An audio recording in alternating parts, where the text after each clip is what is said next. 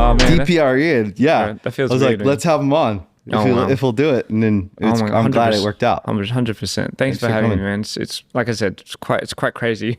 That's sick. Seeing this, wow. Well, you're from Sydney. From Sydney, which is Australia. like for 20 some years has always been like a home away from home for me. Oh, really? I spent a lot of time in Australia, so I have like a good relationship with Australia. Oh, wow. You just go to Sydney, or is that? I mean, I've been all over because Good Charlotte, we used to tour quite big there. Right, yeah. And I think we're going to go back like next year or something and do some kind of like, you know, like return. Oh, for real? Because it's been so long. Just can you tell me the dates, fella? I will.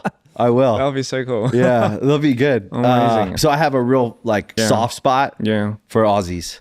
Sick. Oh, I love it. It's such a good culture to me. Yeah, no, like, I love that. I love that you say that, man. Because I haven't been back in Australia for a while. I think the last time I went was about 2 years ago, but was just for tour and stuff. But it's there's no place other like Australia, you know. So yeah, there's no place like it. Yeah. It's a funny place. It's got its personality, you know. But I have a real soft spot for Australia, and it's a place that I'll always feel like connected to.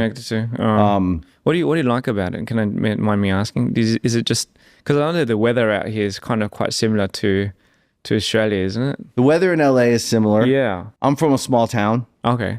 And I feel like it was the first big international place I'd ever been to. In 2000 I went, and it was my first trip abroad. Oh wow. And it was for music. Yeah. So on one hand, our band, it was the first place we were ever like big. Oh yes. And so on our first record, it popped off in Australia first. Right. And so there's like something about that I think meant something to me. Yeah. So it was the first place I had initiated or experienced success in my mind, you know? Oh yeah. Like the radio was playing our song. Oh yeah. No, I remember. And then everyone was really like the energy welcoming. Oh yes.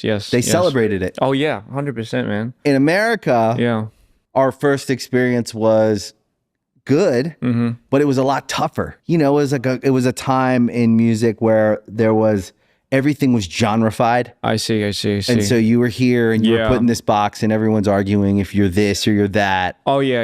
You know? I could. Oh yeah. Right. I completely understand where you're coming from, actually. Yeah, because I remember, because I was definitely one of them, you know, listening to you guys out there. So that's cool. Yeah, I still remember you guys were everywhere, you know, and I was like, I was still in school, you know, and honestly, where I come from a place called Wollongong. Yeah, Wollongong. Yeah, I know Wollongong. You know, I'm sure you do. And the scene was huge there, you know, the scene of rock and everything was quite big. So I was always a fan of rock, you know, and I was into all types of stuff because I went to a performing arts school, you know. So that's cool. I started off with a little local band myself, you know. Yeah, you were in like a metal band. Yeah, or like a full metalcore band, you know. Yeah, I went to hardcore metal and stuff like that. What was your favorite metal coming up or even now? So it was definitely hardcore. Like it went from punk to hardcore metal, and like I love that whole screamer shit, but just heavy shit. Just mad heavy shit. Yeah, the heavier breakdowns the better. Yeah, for some reason it progresses more heavily, right? Like once you start getting into, because in the beginning I loved alternative, and then it started progressively getting heavier and heavier, and then it went to like grind metal for 1 second. I just like had to step back a bit because everyone was just pig squealing, and that was about it. But no, it was a good time. It was a good fun time. Love supporting our local artists, and I kind of do miss those times a lot, you know.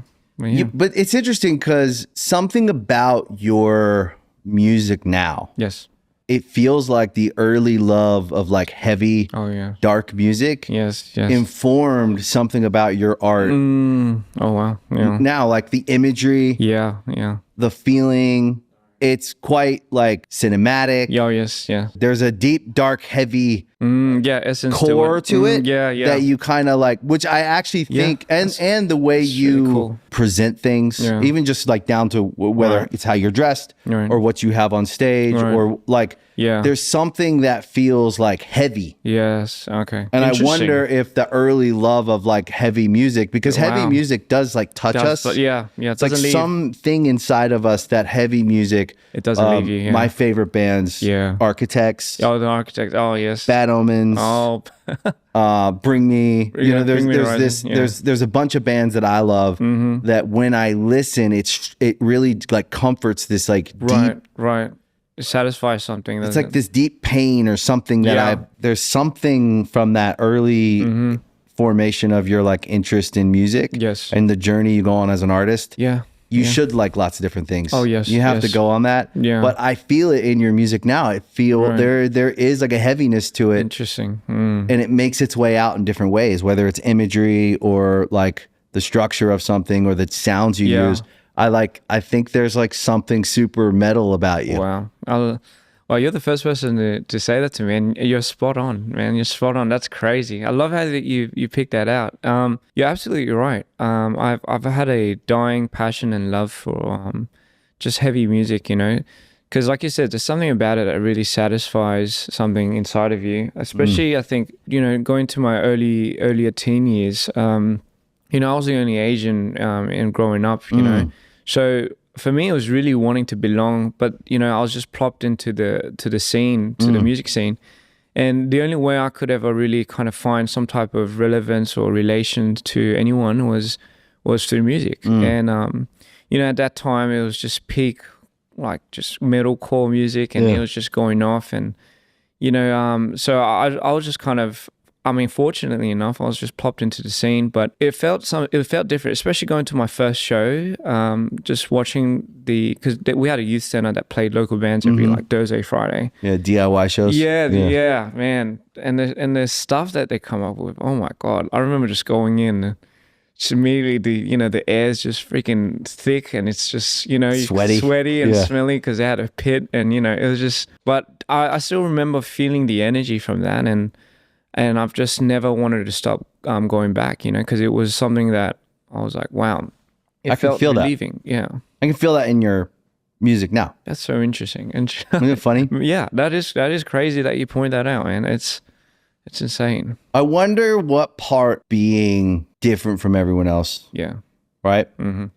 However that's perceived in like, you know, if you're the only Asian kid, right? If that's the point of difference in that situation. But we are all different from each other. Yeah. When our difference is pointed out, right? When we're in a group of people and we're completely different from them, right. Maybe it's culturally. Yeah. Because I really believe that great artists and people that are successful at making art and putting it in the world and becoming these characters that lived only in our thoughts. Yeah, you're right. Yeah. You know, we look at our heroes, whatever they are. Maybe they're actually comic book heroes. Maybe they're rock stars. Maybe they're sports stars. As kids, we're kind of taught to get in line. Yeah, that's right. And stay in the group and don't disrupt the group. Yeah, don't rebel. And we look at our heroes and we start to imagine like, what would I be? Yeah. What would my superpower be? What would my music sound like? You're right. And when we're allowed to do that, and we try, that's how we make it. That's exactly try again. Yeah. Sometimes it's supportive parents, or sometimes it's that we're alone. Yeah, that's a good point you make. I think it's quite interesting that you say it's if now, you know, it's also maybe that we're alone. I think for one, I definitely had supportive parents. Very fortunate enough for that. That's great. And like you said, I think it does come from core imagination because in the beginning, for me, it was just really about how do I fit in? And then it progressively went to where do I see myself in this scene? Because I don't, at that time, especially, I don't see any representative that kind of looks like me that's doing this, you know, not to my knowledge anyway.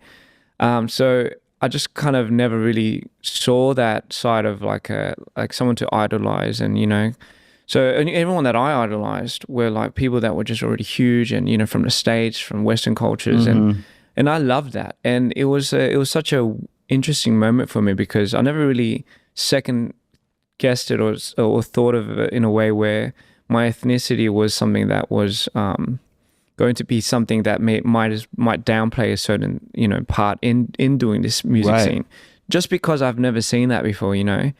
But I think as my imagination grew, it kind of grew into excitement. And And in the beginning, it's hard telling your Asian mom, like, oh, I want to do like I'm gonna be in screamo. Yeah. Or any mom, to be honest. Anything, I still remember I was playing like some heavy stuff for my mom in the beginning. She's like, so what the heck is this? Yeah.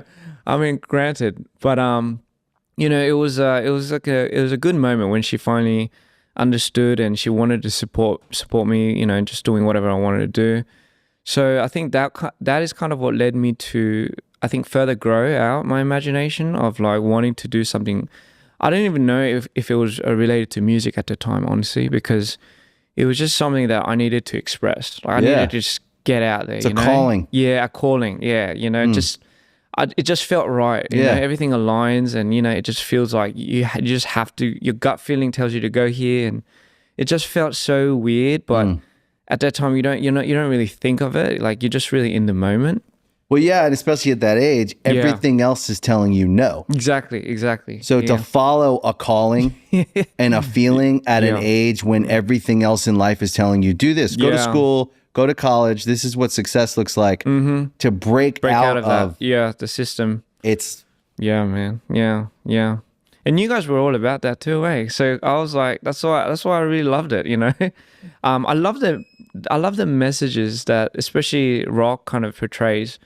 Granted, I feel like punk was definitely something that kind of was like rebellious against order and all that, But I think that's why I had a certain love for heavy and hardcore music, because it kind of went against the society, against the norms, and the stuff they talk about as well. It's really, it gets political at one point, but sometimes it gets like that. But I kind of see it. I kind of understand why, because it's the system that they want to rebel against, and they want to be independent, have a free mind, free thinking. So I think that's why it kind of related so much to the core to a lot of high school kids, especially in Australia, because Australia is very open, very like free-minded. People are so nice, people are so nice and kind that it's very just it's a very supportive community, On one hand. And then there's another side to every coin, right? Of course there is. And there's old systems, old ideas, old ways. Oh boy. And those two things clash. I actually like that about Australia is that there is a clash. Yeah. There's going to always be a new way and a new idea. And people trying to reach for new. And there's going to be old. And that's it's a story as old as time. Right. Those in power who have been in power a long time. Those new ideas and thinkers. It's not bad for society, but it can cause... Well, it's a lot to talk about. Yes, so people are always arguing about the issues. But that's why artists make art. Yeah, that's correct. I think something that I read somewhere, something that somebody said was like, artists are meant to defy reality. So that's what they're here for. And I get it, because it's like you're manifesting your own reality to the world and how you see it, because you see it differently. And because everyone sees it so differently, I think that's what makes it unique. It's just how much are you willing to not apologize for it, And I think that's what was really, I guess I succumbed to that type of character, which it was like, as you mentioned, it was the idea of bringing characters to life. And I think that's where I really got a lot of inspiration, because it's like you can be anything in this world and still be you, but at the same time it could hit a different market, it could hit a different crowd, and honestly it does shed a lot of your experiences through that ideation of the character. And that's what I think I really loved about forming this type of, I guess, character into this music, into my artistry, especially because when I went to Korea, that was a bit of a different story. Yeah, what was that like? My God. Because was it your first time ever going? Yeah. Oh, wow. And, it was just a sudden decision I decided to make, just because I'm Korean and I just didn't know anything about my culture. And, right. Because I was brought up in a full like Western community, and I didn't know anything about my culture. So after uni, I was like, you know what, I want to pack my bags and go to Korea. My mom gave me like a 3 months period. I was like, you just got coming back, I'm gonna whoop your ass. I'm like, okay. So I was like, all right, So it was another calling. It's another calling. Exactly. That's crazy that you say that. It felt like that for me, you know.